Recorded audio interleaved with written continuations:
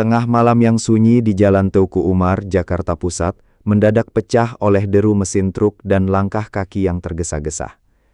Di balik gerbang sebuah kediaman megah, seorang pria tegap berdiri siaga dengan senjata di tangan, merasakan firasat buruk yang merayap di tengkuknya. Ia bukanlah sasaran utama dari operasi rahasia malam itu, namun takdir menempatkannya di garis depan sebuah pengkhianatan besar yang akan mengubah wajah sejarah bangsa selamanya. Siapakah sosok polisi muda ini yang berani menghadang maut sendirian saat yang lain terlelap dalam mimpi? Inilah kisah pengorbanan tak ternilai dari Karel Satsuit Tubun, sang penjaga setia yang menolak menyerah pada malam berdarah gerakan 30 September. Kita akan menelusuri detik-detik terakhir keberaniannya yang melegenda dan mengapa namanya terus harum hingga hari ini. Selamat datang di kanal kami, di mana hari ini kita akan menyelami biografi mendalam dari salah satu pahlawan revolusi Indonesia, Karel Satsuit Tubun. Beliau bukan sekadar nama jalan atau nama kapal perang, melainkan simbol integritas bagi Korps Kepolisian Republik Indonesia. Dalam video berdurasi 30 menit ini, kita akan mengupas tuntas perjalanan hidupnya dari tanah kelahirannya di Maluku hingga pengabdian terakhirnya di Jakarta. Anda akan melihat bagaimana seorang pemuda dari desa terpencil bisa menjadi tameng bagi keamanan negara di masa-masa penuh gejolak politik. Pastikan Anda menyimak hingga akhir untuk memahami konteks peristiwa yang merenggut nyawanya.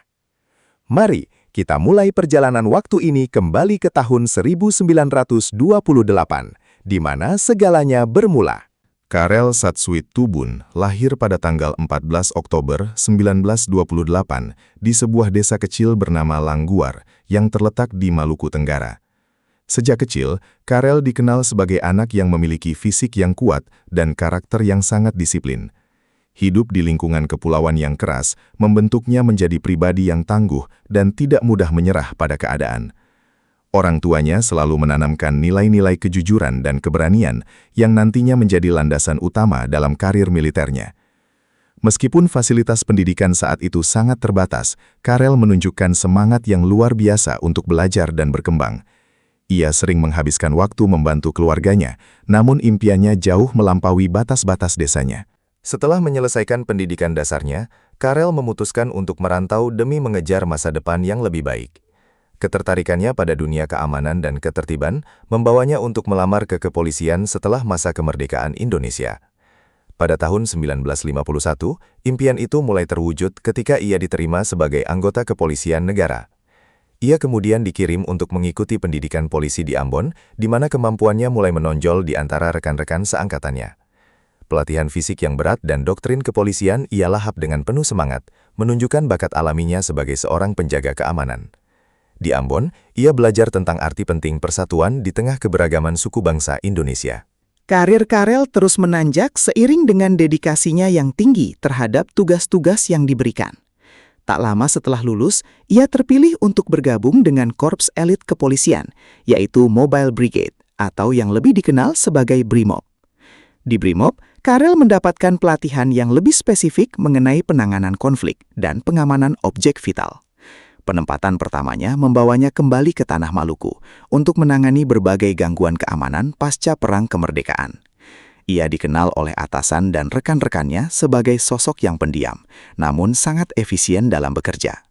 Tidak ada tugas yang terlalu berat baginya, dan ia selalu menjadi orang pertama yang mengajukan diri dalam situasi yang berisiko tinggi.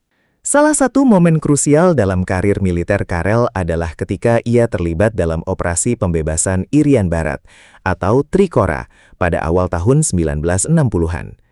Dalam operasi yang sangat beresiko ini, Karel menunjukkan keberanian luar biasa di medan tempur yang sesungguhnya. Ia harus beradaptasi dengan hutan rimba yang lebat dan ancaman dari pihak musuh yang sewaktu-waktu bisa menyerang. Pengalaman tempur ini semakin mengasah instingnya sebagai seorang prajurit dan memperkuat loyalitasnya kepada negara.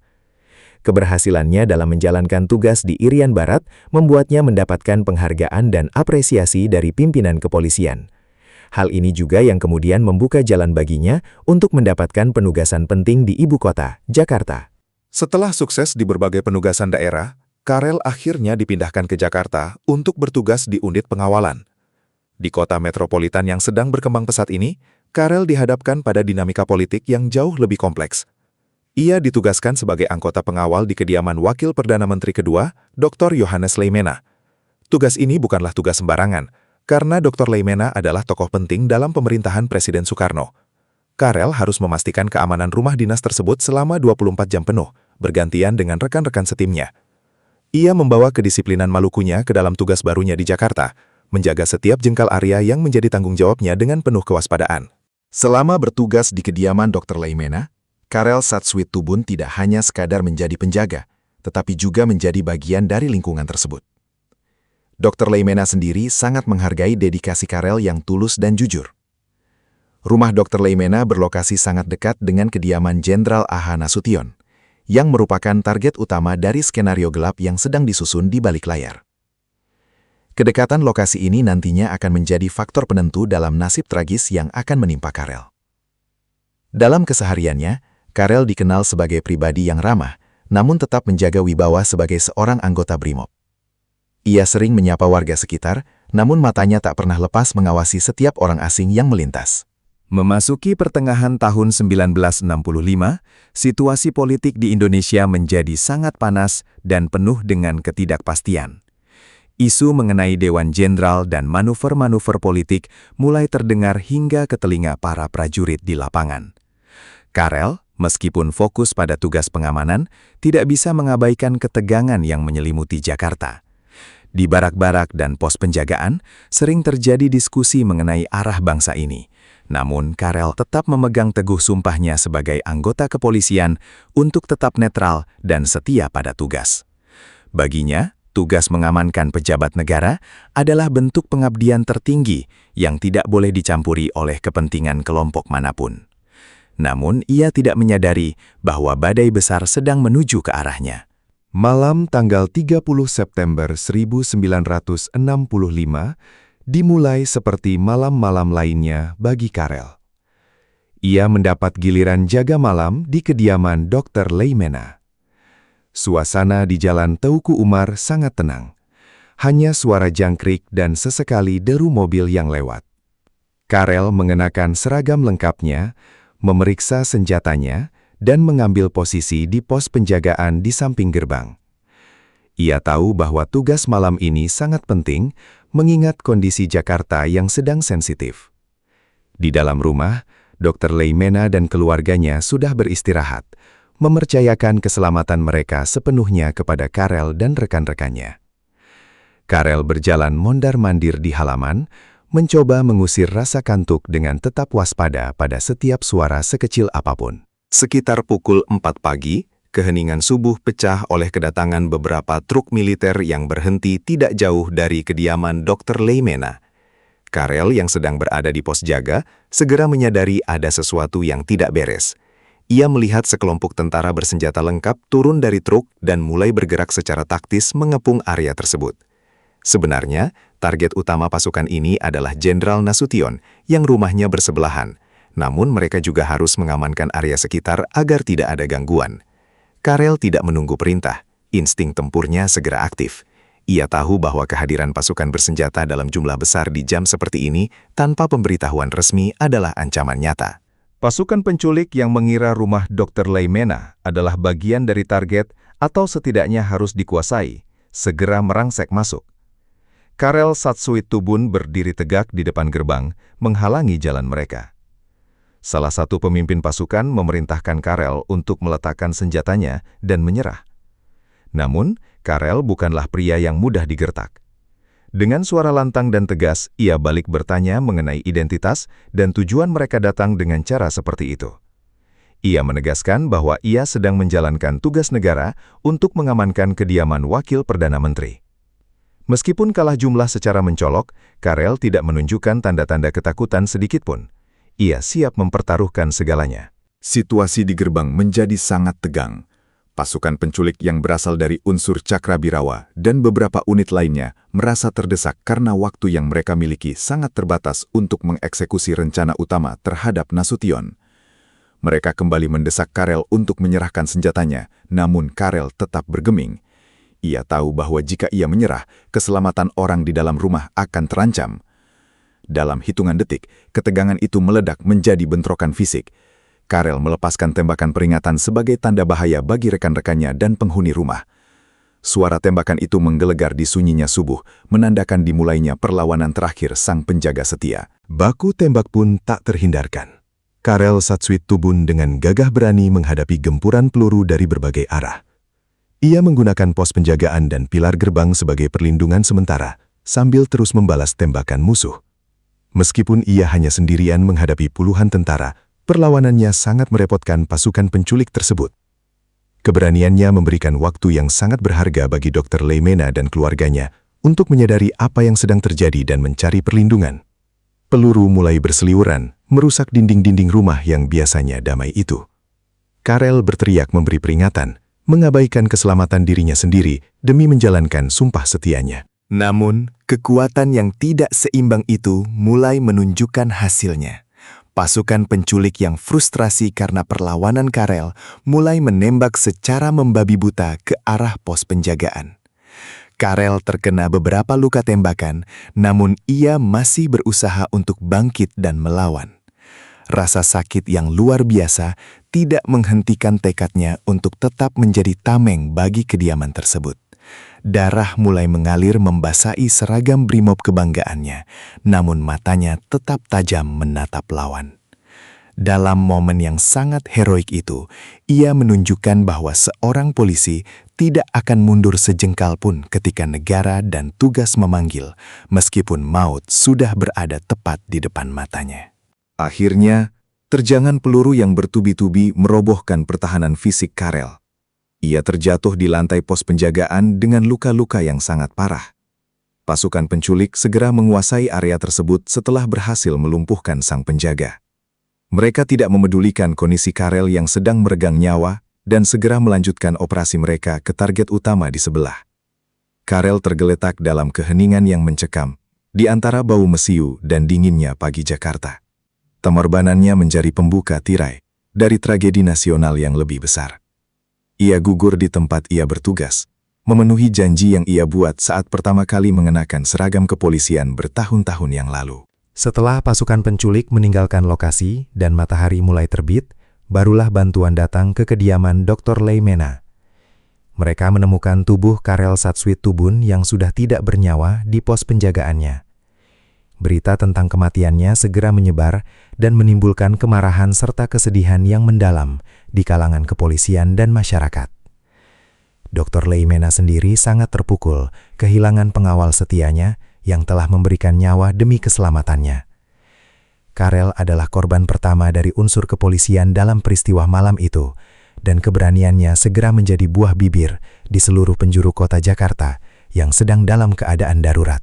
Kematian Karel Satsuit-Tubun menjadi salah satu simbol paling kuat dari kekejaman peristiwa G30S. Ia bukan hanya seorang polisi yang sedang bertugas, tetapi ia adalah representasi dari rakyat kecil yang jujur dan setia, yang menjadi korban dari perebutan kekuasaan elit. Jenazahnya kemudian dibawa untuk dipersiapkan secara militer sebagai bentuk penghormatan terakhir. Pemerintah segera menyadari bahwa aksi heroik Karel harus diabadikan sebagai teladan bagi generasi mendatang. Dalam waktu singkat, nama Karel Satsuit-Tubun mulai dikenal oleh seluruh rakyat Indonesia sebagai pahlawan yang berdiri tegak melawan pengkhianatan di malam kelam tersebut. Sebagai bentuk penghargaan atas pengabdian dan pengorbanannya yang luar biasa, pemerintah Indonesia memberikan kenaikan pangkat anumerta kepada Karel. Ia yang sebelumnya berpangkat agen polisi kelas 2, secara resmi dinaikkan pangkatnya menjadi Ajun Inspektur Polisi 2, Aibda. Kenaikan pangkat ini adalah pengakuan resmi negara atas dedikasi tanpa kompromi yang ia tunjukkan di Jalan Teuku Umar. Selain itu, ia juga dianugerahi gelar Pahlawan Revolusi, bergabung dengan jajaran jenderal yang gugur pada malam yang sama. Gelar ini menempatkan Karel dalam posisi yang sangat terhormat dalam sejarah perjuangan bangsa Indonesia, membuktikan bahwa kepahlawanan tidak mengenal pangkat. Pemakaman Karel Satsuit-Tubun dilakukan dengan upacara militer yang sangat hikmat di Taman Makam Pahlawan Kalibata. Ribuan orang, termasuk rekan-rekan kepolisian dari Brimob dan masyarakat umum, hadir untuk memberikan penghormatan terakhir. Isak tangis pecah saat peti jenazah yang dibalut bendera merah putih diturunkan ke liang lahat. Salvo tembakan kehormatan bergema di langit Jakarta, mengiringi kepergian sang putra Maluku ke peristirahatan terakhirnya. Di sana, ia beristirahat berdampingan dengan para jenderal besar, menunjukkan bahwa pengorbanan seorang penjaga pintu gerbang memiliki nilai yang sama mulianya dengan para pemimpin militer tertinggi negara. Setelah pemakamannya, keluarga Karel di Maluku menerima kabar duka ini dengan kepala tegak, meski hati mereka hancur. Mereka bangga bahwa putra mereka gugur sebagai seorang kesatria yang menjaga kehormatan tugasnya. Di kampung halamannya, Karel menjadi inspirasi bagi banyak pemuda untuk bergabung dengan kepolisian dan mengabdi pada negara. Cerita tentang keberaniannya diceritakan turun-temurun dari mulut ke mulut, melintasi ribuan mil dari Jakarta kembali ke tanah kelahirannya di Langguar. Karel Satsuit Tubun bukan lagi sekadar seorang anggota keluarga. Ia telah menjadi milik bangsa Indonesia seutuhnya, sebuah ikon keberanian dari Indonesia Timur. Untuk memastikan bahwa jasa-jasanya tidak pernah terlupakan, pemerintah menempatkan nama Karel Satsuit Tubun pada berbagai infrastruktur penting di seluruh Indonesia. Anda mungkin sering melewati Jalan KS Tubun di berbagai kota besar, seperti Jakarta, Bandung, atau Surabaya. Jalan-jalan ini biasanya merupakan jalur utama, mencerminkan betapa pentingnya peran yang ia mainkan dalam menjaga stabilitas keamanan. Pemberian nama jalan ini bertujuan agar setiap orang yang melintasinya teringat akan seorang polisi muda yang pernah berdiri gagah menghadapi maut demi menjalankan tugas. Nama ini telah menjadi bagian dari geografi harian masyarakat Indonesia, mengakar kuat dalam memori kolektif bangsa. Tidak hanya di darat, nama Karel Satsuit Tubun juga diabadikan di lautan. TNI Angkatan Laut menamai salah satu kapal perang jenis fregat mereka dengan nama KRI Karel Satsuit Tubun 356. Kapal ini bertugas menjaga kedaulatan perairan Indonesia, sama seperti Karel yang menjaga kediaman negara saat ia masih hidup. Keberadaan kapal ini melambangkan bahwa semangat penjagaan dan perlindungan yang dimiliki Karel terus berpatroli di seluruh wilayah Nusantara. Setiap awak kapal yang bertugas di sana dididik untuk memiliki integritas dan keberanian yang sama dengan sosok pahlawan yang namanya mereka sandang, menjaga kedaulatan maritim Indonesia dari segala ancaman. Di lingkungan Kepolisian Republik Indonesia, khususnya BRIMOB, Karel Satsuit Tubun dianggap sebagai santo pelindung integritas. Setiap tanggal 1 Juli, pada perayaan Hari Bayangkara, jasa-jasanya selalu dikenang kembali dalam upacara-upacara resmi. Patung dan fotonya dipajang di berbagai markas komando sebagai pengingat bagi setiap anggota Polri akan sumpah jabatan mereka. Kisah Karel diajarkan di Akademi Kepolisian sebagai studi kasus tentang kesetiaan pada tugas di bawah tekanan ekstrim. Ia menjadi standar moral bagi setiap polisi di Indonesia, bahwa tugas adalah amanah yang harus dijalankan dengan penuh tanggung jawab, tanpa memandang siapa musuh yang dihadapi. Peristiwa di kediaman Dr. Leimena juga meninggalkan dampak psikologis yang mendalam bagi mereka yang selamat. Dr. Leimena sendiri dalam memoarnya menyebut Karel sebagai pahlawan sejati, yang tanpanya sejarah mungkin akan berjalan ke arah yang jauh lebih kelam bagi keluarganya. Kesaksian dari rekan-rekan jaga Karel yang selamat menceritakan bagaimana ia tidak ragu sedikit pun saat menghadapi moncong senjata lawan. Mereka mengenangnya sebagai sosok yang jarang mengeluh dan selalu menyelesaikan tugasnya hingga tuntas. Keberanian Karel menjadi pemersatu bagi korps kepolisian saat itu untuk tetap tegak berdiri di tengah badai krisis politik yang sedang melanda Indonesia. Melihat kembali ke masa lalu, kita bisa belajar banyak dari prinsip hidup Karel Satsuit Tubun. Di era yang penuh dengan godaan dan tekanan kepentingan, prinsip setia hingga akhir yang ia tunjukkan sangat relevan untuk diaplikasikan. Kepahlawanan tidak selalu harus dilakukan di medan perang besar. Terkadang ia muncul di pos penjagaan yang sunyi, dalam keputusan kecil untuk tidak mengkhianati kepercayaan yang telah diberikan. Karel menunjukkan bahwa seorang abdi negara harus memiliki keberanian untuk berkata tidak pada kejahatan, meskipun nyawanya menjadi taruhannya. Itulah esensi sejati dari seorang pahlawan yang jasanya abadi melampaui waktu. Jika Anda berkesempatan mengunjungi Monumen Pancasila Sakti di Lubang Buaya, Anda juga akan menemukan relief dan informasi mengenai perjuangan Karel. Meskipun ia tidak diculik dan dibawa ke sana, namanya tetap terukir sebagai bagian tak terpisahkan dari 7 pahlawan revolusi lainnya. Hal ini menegaskan bahwa peran yang ia mainkan di Teuku Umar sama krusialnya dengan para jenderal di markas mereka. Monumen tersebut menjadi saksi bisu bahwa keberanian seorang prajurit berpangkat rendah mampu detarkan nurani sebuah bangsa. Pengunjung sering berhenti sejenak di depan bagian yang menceritakan kisahnya, memberikan penghormatan bagi sang penjaga gerbang yang tangguh. Kisah Karel Satsuit Tubun adalah pengingat bahwa Indonesia dibangun di atas pengorbanan orang-orang jujur dari seluruh pelosok negeri. Dari Maluku ke Jakarta, ia membawa api semangat yang membara untuk menjaga kesatuan dan keamanan tanah air. Keberaniannya membuktikan bahwa kepahlawanan bersifat universal, tidak mengenal latar belakang etnis atau agama. Setiap peluru yang menembus tubuhnya malam itu adalah saksi bisu betapa mahalnya harga sebuah integritas.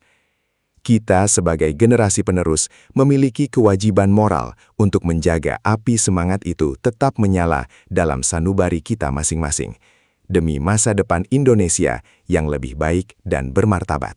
Sebagai penutup perjalanan kita hari ini, mari kita luangkan waktu sejenak untuk mendoakan para pahlawan kita, khususnya Aibda Karel Satsuit Tubun.